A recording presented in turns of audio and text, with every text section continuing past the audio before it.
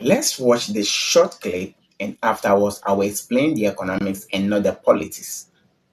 The appreciation of the cedi that we have seen recently.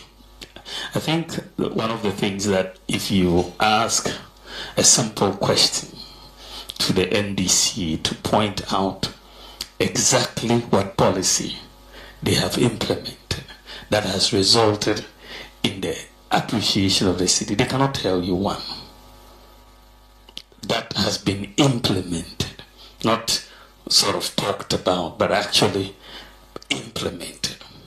They cannot tell you one such policy. They only passed their budget in March. They've not even issued any contracts and paid for anything, pretty much.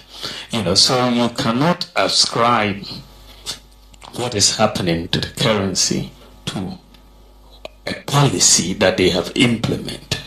There's no such policy that has been implemented that has had that impact. The former vice president in that video made an interesting argument. He argued that the appreciation of the cedi cannot be connected to the NDC or to any single policy of the NDC because at the time when he was making that argument, the NDC government had only presented its first budget and had not even awarded any contract yet. But I want us to examine this argument through the lens of economics. But first, there's an important point we must all acknowledge.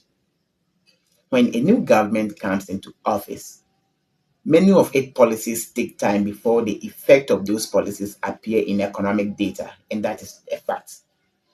Therefore, if the cedi start appreciating shortly after a change in government, it becomes difficult to confidently conclude or say the appreciation is entirely as a result of the new government policies. So that part of the argument is economically reasonable. However, where I think the argument requires more context is the fact that the appreciation cannot be connected to the NDC simply because the NDC government had not yet implemented any major policy.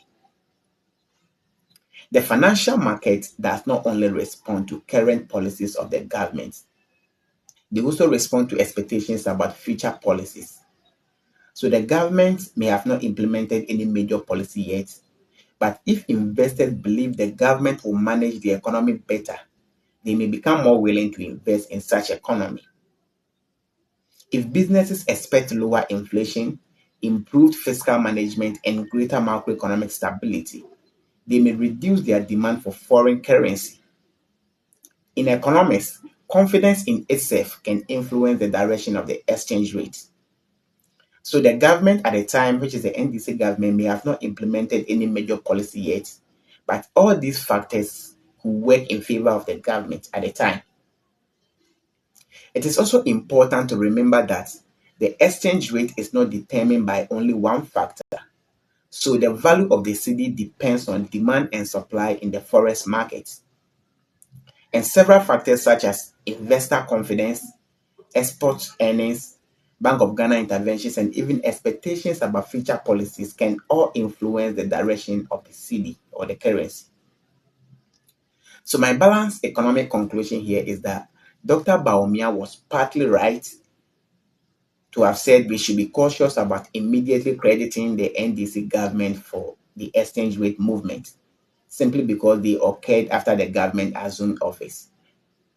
However, explaining the appreciation mainly by also saying that the government had only presented its first budget and had not yet implemented any major policy may also be incorrect because exchange rate respond to several factors simultaneously. Factors such as expectations about future policies, confidence even in the economy, central bank interventions, and other broader economic fundamentals can all influence the direction of the exchange rate. So now the real economic question here is not who gets the credit, but the real economic question here is what combination factors cause the cedi to appreciate and how can those factors be sustained over time. This is the only economic platform where we look beyond the politics to understand the economics. So if you are coming across my video for the first time, please like, share, and follow.